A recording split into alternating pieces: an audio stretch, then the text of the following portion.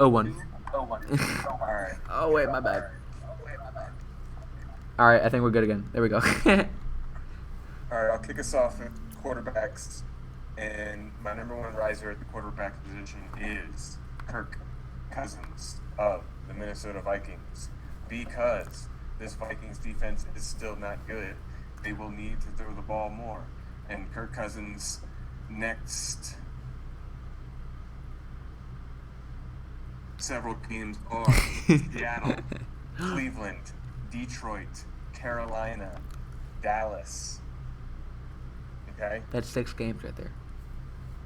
This guy's going to go on a tear. He's already scored 20 plus fantasy points in his first 2 games, multiple touchdowns in both games, and over 30 attempts in both games. This defense is telling me that he's going to need to keep doing this. This is the best Kirk Cousins has ever started an NFL season, and he is, for me, he's a weekly play. Until he faces Baltimore in Week 9, I will play him every week until then. I wasn't as that is a great call, by the way. I was not as organized as you, and I did not do positions. But I think I can comfortably say that my boy Sam Darnold is a bit of a riser. For a guy that was hated on by me a lot and others for sucking, and rightfully so, with Adam Gase, he comes in and he's throwing to DJ Moore, and DJ Moore's a stud. He has Christian McCaffrey. He has Robbie Anderson for one deep ball per game, and he's producing numbers. And I think he's very streamable, which is something that I wouldn't say this year. And he's even better in 2QB Superflex because he's on every starter there. So Sam Darnold is a bit of a riser for me for quarterbacks. What about you? I'm with it. I think it's certainly merited. He was getting disrespected, I think, throughout the offseason because of his past with Adam Gase, and rightfully so. Everyone is garbage under Gase. Yep. But now we got to see, that top 5 draft capital quarterback that we all, we're getting talked about in his pre-draft process. Mm-hmm. So, the kid can play. He's definitely a fighter, and it's been on display these first 2 weeks. I think we've only seen the beginning of Sam Darnold here. Okay. Do you have a quarterback follower, or can I transition into receivers? No, let's go into receivers. If you got a name, go for it.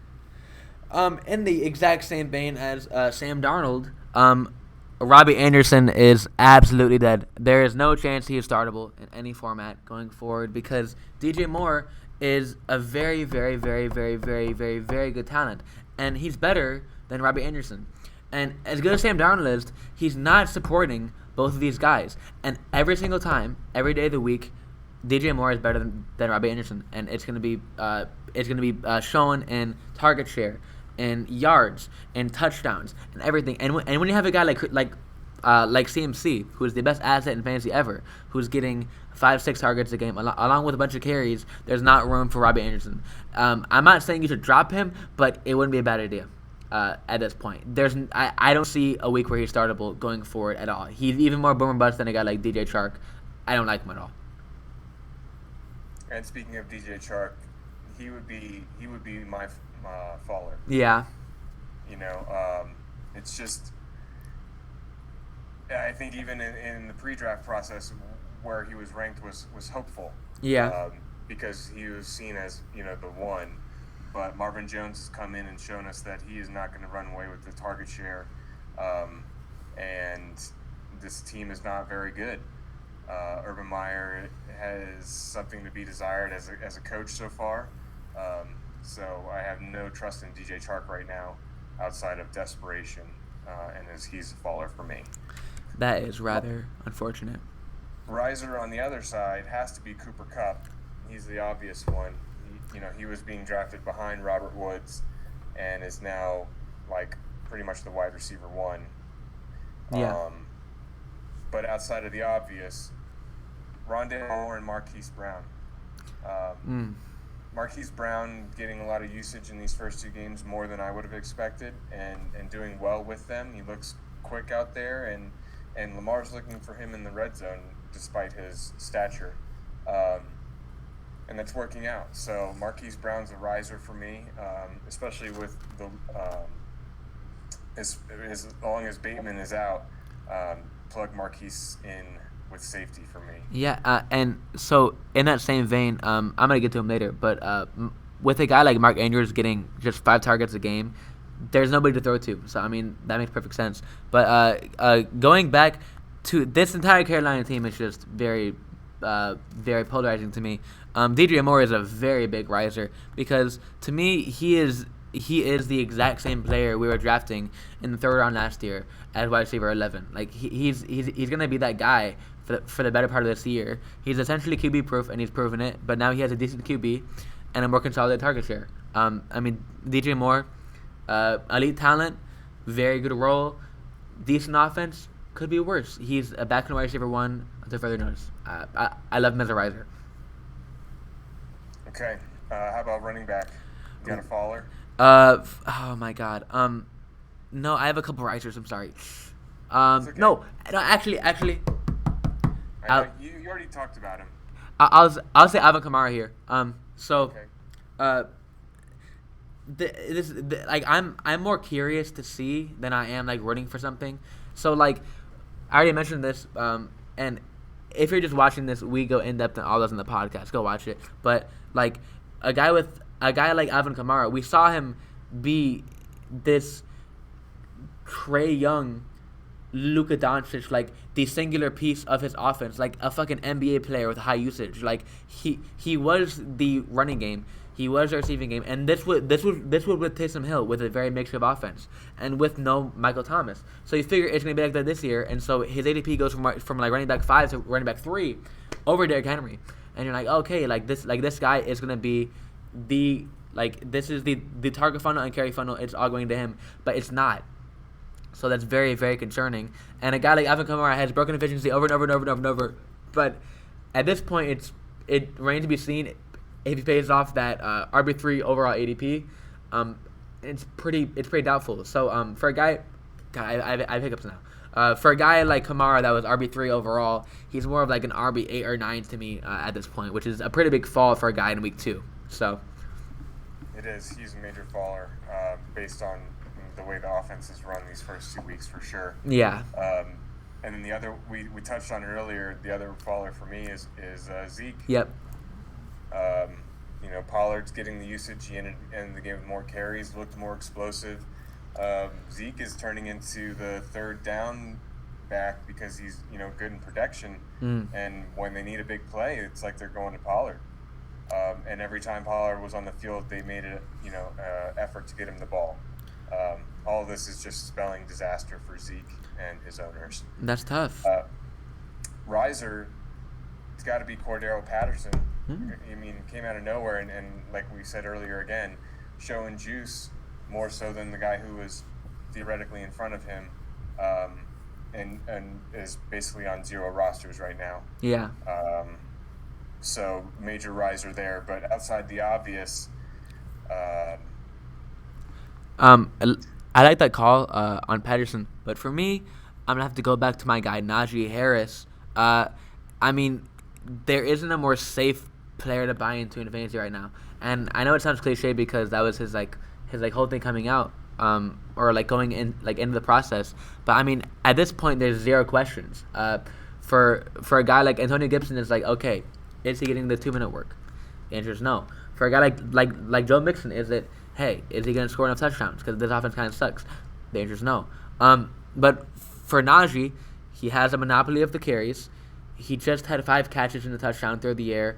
A great receiving profile. He's built for the role. I mean, it's not a great offense, but he's going to get fed over and over and over and over and over.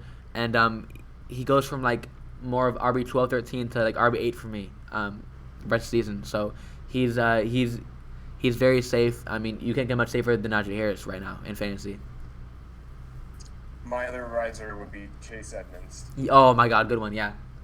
Because he's he's asserting himself as the primary back. James Conner has a very limited role. He's not being used at all in the receiving game, the passing game, and top top 5 offense and certainly top 3 offense in terms of plays that are going to be run. So opportunities abound, and he looks good on the field. Looks explosive, and he knows the offense, and he's got the trust of Kyler. And he's just missing the touchdowns right now. But wait for those. As soon as he pops for 1 touchdown, they're going to start coming. Exactly. So really quickly, not to circle back, but a guy that I forgot for receivers is Mike Williams. He's pretty comfortably a wide receiver 2 from here on out, which is something I thought I'd never say. But let's move on to tight end. Do you have a riser or faller there? Just the baller would be Andrews. Oh my God, yeah. He's certainly not going to be hitting that ADP. We saw Waller come back down to earth. So that the whole idea of him uprooting Kelsey as the tight end 1 has kind of been stamped out for now. For now. For now. For now. But Noah Fant would be the riser for me.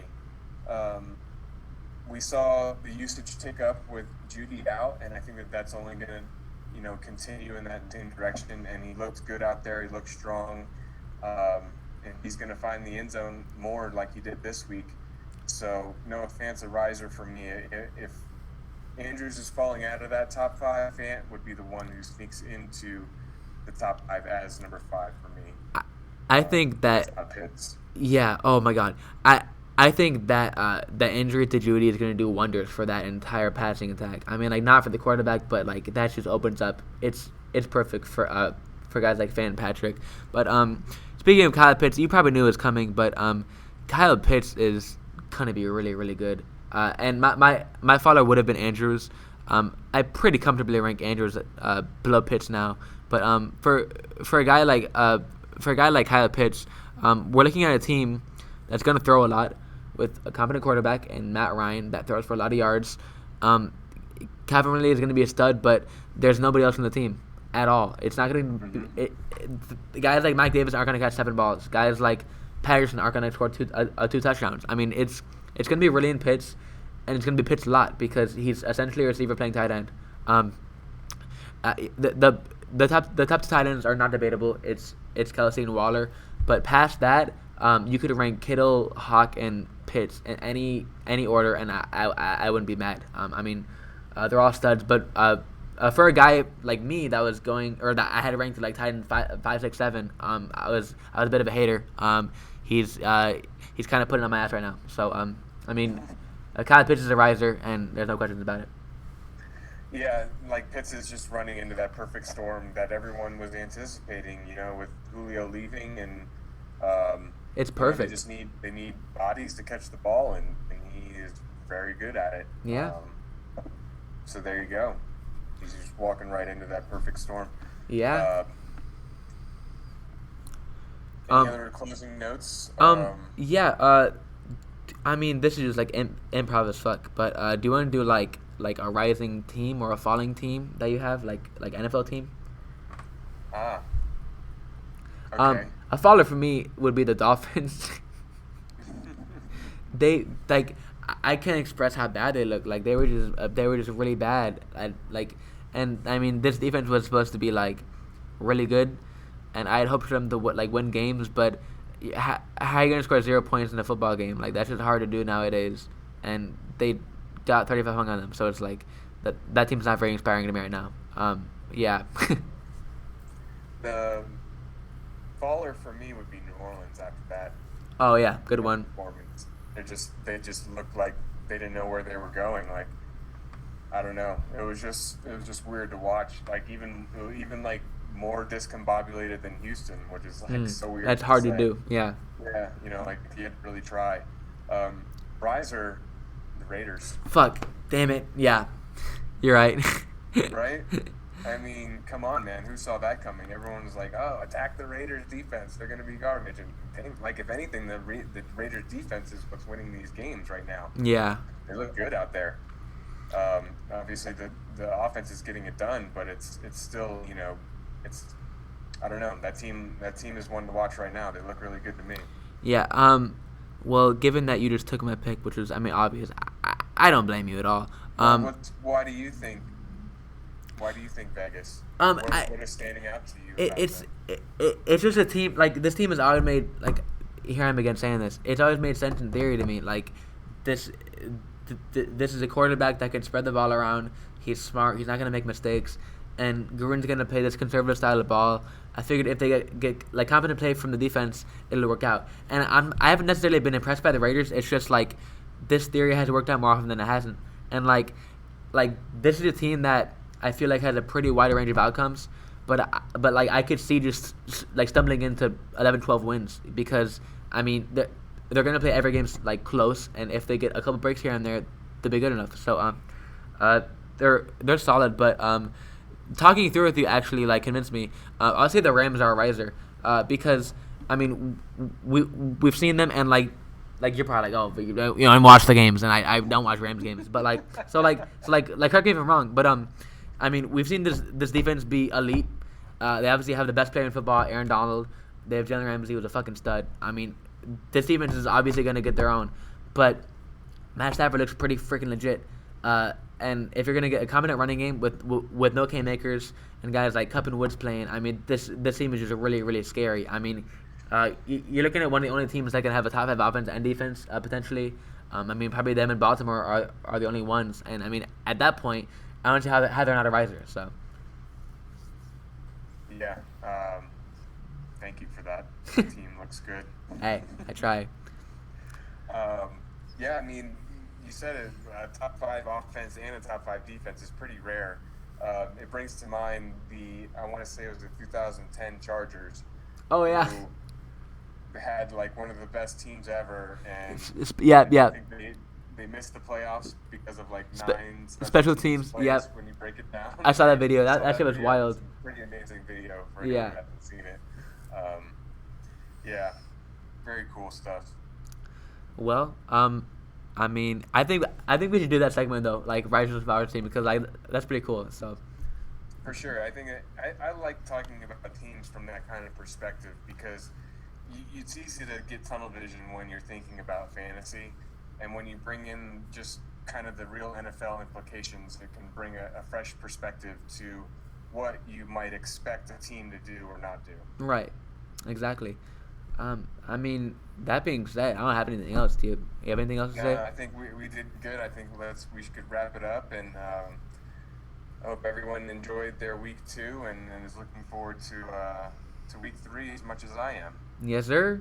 I wish everyone peace and love, and don't lose next week. Cause whenever I lose on Sunday, I'm pretty grouchy on Monday. I don't know about you guys, but I had fun through Stick. I'll see you next week, hopefully this time, and yeah, have a good night. Cheers, brother. All right, dog. See ya. What a good guy Stick is. What a cool guy. I really appreciate him. And he's in the call. And if he's watching this, I appreciate him being flexible because I'm a college student that is very hard to work with because if it's not a problem with me, it's a problem with my Wi-Fi. If it's not a problem with my Wi-Fi, I'm not mentally stable, and I'm probably crying in my room. But he always puts up with it. He's very understanding, and I appreciate that. And I hope he knows that. So if you're watching this, shout